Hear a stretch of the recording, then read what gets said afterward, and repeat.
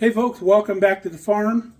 We're in the kitchen here at Markelly Farm today. It's lunchtime and we're going to make one of my favorite burgers. Stick around.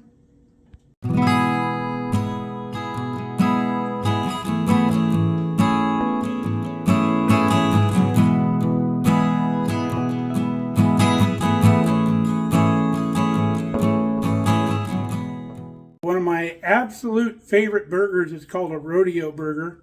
You can find it around different places, but maybe you don't know about it, so we'll show you how to do it. So obviously for a burger we need some ground beef. We have some of our good Nebraska ground beef here. We've also got a couple nice good thick slices of bacon. So we'll get our skillet fired up and we'll get this going. Now I want to do a quick little inquiry. I'm having the awfulest time with non-stick skillets. They don't stay non-stick very long. And even though this skillet's got no chipping or nothing going on in it, everything's starting to stick to it. So if you know of a brand that works really well and it's been working for you for a while, please drop that brand in the comments and let me know what it is. I'm looking for some really good non-stick skillets. So this is a 1 pound, they call it a chub, of hamburger, and I like a good ½ pound burger, so cut it right down the center and we have a ½ pound. All right, we got our 2 ½ pound portions of our hamburger. Ruby has the best nose. Whenever there's meat out in the kitchen, she knows it, and she comes in here to check things out. So what we're going to do now is we're going to make these into burgers, obviously. Now the best way I have found to make hamburgers is I put a piece of parchment paper down on the counter and then I just smash this burger down. It's easy to do. Use your other hand to kind of keep it round as you're smashing it, and it works really well. I like going fairly thin because if you've ever cooked hamburger, which most of you have, you know as it cooks it shrinks down in size, so that's why I make it a little bit bigger than what's needed. So once it shrinks down during cooking, you still have a burger that fits okay on your bun. It's not really tiny or really thick that doesn't cook right. So we'll get our other one made. Kelly's not here today, so I'm just going to cook this hamburger up and throw it in the fridge, and if I want a quick meal some other time, the next couple of days, I'll already have a hamburger patty cooked that I can have a quick meal with, whether for breakfast, hamburger steak, or whatever. Make it pretty quick.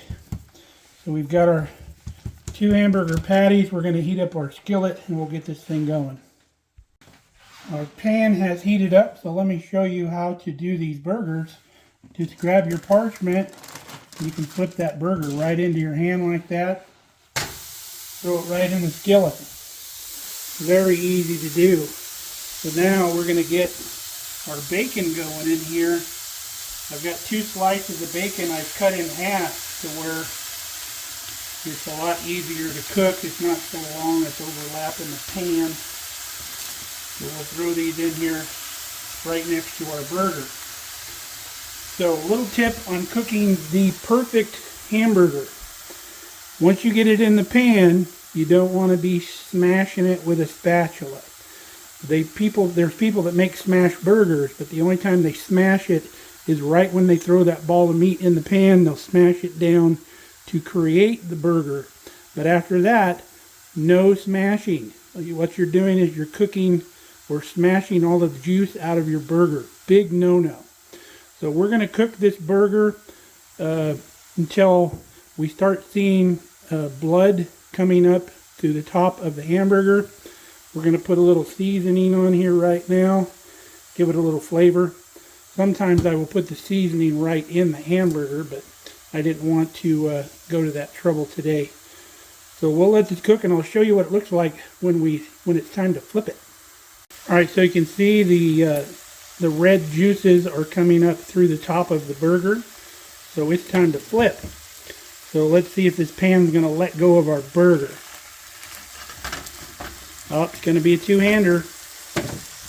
Alright, we got her flipped. If we had a good pan, our burger would all look like this with a nice sear on the outside, but unfortunately some of that stayed on the bottom of the pan. So I wish I had a better nonstick pan. So we're going to let this go until the juices now run clear.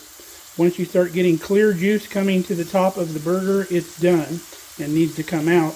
The bacon obviously is going to take just a little bit longer. Alright, it's only been about a minute or so.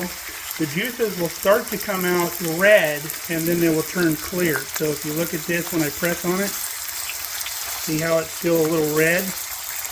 But it's starting to turn clear. We're almost there. Alright, our patty's done while it's still warm. We put on a piece of cheddar cheese. You can use American if you like, or whatever cheese you like. But cheddar goes really well with this burger. We've moved our bacon slices to the middle. They're still not quite done. Got my bacon weight I'm going to put on top to keep them nice and flat and get a real even cook on them. Now that we have all our accoutrements, let's get this burger putting together here. I like to go with a higher end roll or bun. When you do this, I like the onion rolls, but you could use a Kaiser roll or a brioche bun or anything like that. Just don't use the plain old bun. I mean, you're going to all this trouble to make a good burger. Get a good bun to go with it. Now we've toasted our bun, of course, which we like to do because that helps it repel moisture. It won't get as soggy on you as quick. Eventually it will. Now, for this burger, for the Rodeo Burger, we're using barbecue sauce. Use any good original flavor barbecue sauce. We're using Sweet Baby Ray's, which happens to be my favorite.